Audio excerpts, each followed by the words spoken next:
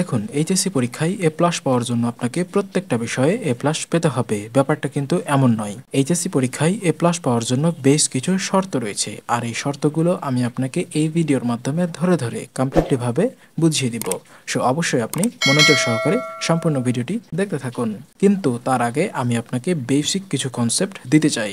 সেগুলো হলো, আপনি যে এইচএসসি পরীক্ষা দিবেন, এই এইচএসসি পরীক্ষায় মোট কয়টি বিষয়ের উপর ভিত্তি করে আপনার রেজাল্ট আসবে বা আপনার রেজাল্ট তৈরি করা হবে। সো দেখুন, আপনার মোট সাবজেক্ট থাকবে 7টা। তার কারণ আপনি যখন বাংলা বিষয়ের উপর পরীক্ষা দিবেন, তখন আপনার রেজাল্ট নির্ণয়ের ক্ষেত্রে বাংলা প্রথম এবং বাংলা দ্বিতীয় এই দুইটা বিষয় মিলে তৈরি করা হবে একটা বিষয় বা একটা সাবজেক্ট। এইরকম ভাবে প্রত্যেকটি বিষয় খেয়াল করলে আপনার মোট বিষয় দাঁড়ায় 7টা, অর্থাৎ 7টা বিষয়ের উপর ভিত্তি করে আপনার রেজাল্ট তৈরি করা হবে। সো এখন আপনাকে দেখানো হবে আপনার গ্রেডিং সিস্টেম বা আপনার গ্রেডিং পয়েন্ট। আপনি যদি প্রত্যেকটি বিষয়ে 80 থেকে 100 মার্কস পান, তাহলে আপনার গ্রেডিং পয়েন্ট হবে এ প্লাস বা জিপিএ 5।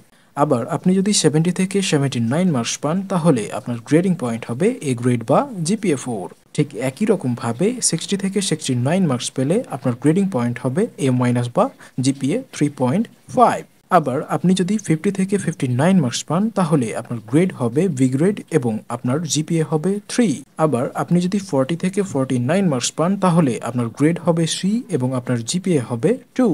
এরপর আপনি যদি প্রত্যেকটা সাবজেক্টে 33 থেকে 39 মার্কস পান, তাহলে আপনার গ্রেড হবে ডি এবং আপনার জিপিএ হবে জিপিএ 1।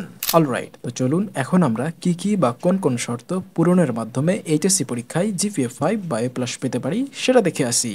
সো দেখুন, জিপিএ 5 পাওয়ার শর্ত নাম্বার 1, আপনি যদি আপনার এইচএসসি পরীক্ষায় যে কোনো 5টি বিষয়ে এ প্লাস পান এবং যে কোনো 2টি বিষয়ে এ গ্রেড পান, তাহলে আপনার মূল রেজাল্ট আসবে এ প্লাস বা জিপিএ 5।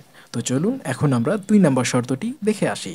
সো দেখুন, 2 নম্বর শর্ত। 2 নম্বর শর্তে এইচএসসি পরীক্ষায় আপনাকে এ প্লাস পাওয়ার জন্য আপনি যদি যে কোনো 6টি বিষয়ে এ প্লাস পান এবং যে কোনো একটি বিষয়ে সেই গ্রেড পান, তাহলে আপনার জিপিএ 5 আসবে। তো চলুন এখন আমরা 3 নম্বর যে শর্তটি রয়েছে সেটা দেখে আসি। দেখুন, শর্ত নাম্বার 3, আপনি যদি আপনার এইচএসসি পরীক্ষায় যে কোনো 5টি বিষয়ে এ প্লাস পান এবং 2টি বিষয়ে এ মাইনাস পান, তাহলে আপনার রেজাল্ট এ প্লাস বা জিপিএ 5 আসবে।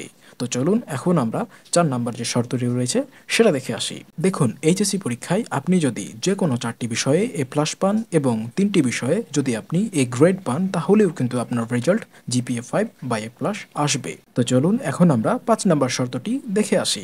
সো দেখুন, জিপিএ 5 পাওয়ার শর্ত নাম্বার 5, আপনি যদি যে কোনো 5টি বিষয়ে এ প্লাস পান এবং একটি বিষয়ে এ গ্রেড পান এবং একটি বিষয়ে যদি আপনি বি গ্রেড পান, তাহলেই কিন্তু আপনার মূল রেজাল্ট এ প্লাস আসবে।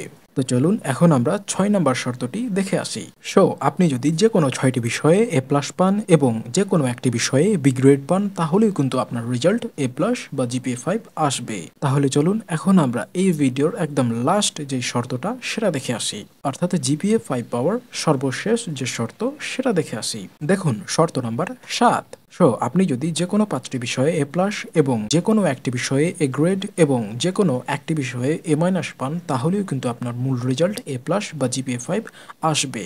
সো এই ছিল এইচএসসি পরীক্ষায় জিপিএ 5 পেতে আপনাকে মোট কতটি বিষয়ে এ প্লাস পেতে হবে তার কমপ্লিট একটা ভিডিও। সো ভিডিওটি ভালো লাগলে অবশ্যই ভিডিওটিতে একটা লাইক দিবেন এবং পরবর্তীতে আপনি কোন বিষয়ের উপর ভিডিও চাচ্ছেন সেটা অবশ্যই আপনি কমেন্ট সেকশনে কমেন্ট করে জানিয়ে দিবেন। তো দেখা হচ্ছে পরবর্তী নেক্সট কোনো ভিডিওতে। ততক্ষণ পর্যন্ত ভালো থাকবেন, সুস্থ থাকবেন, খোদা হাফেজ।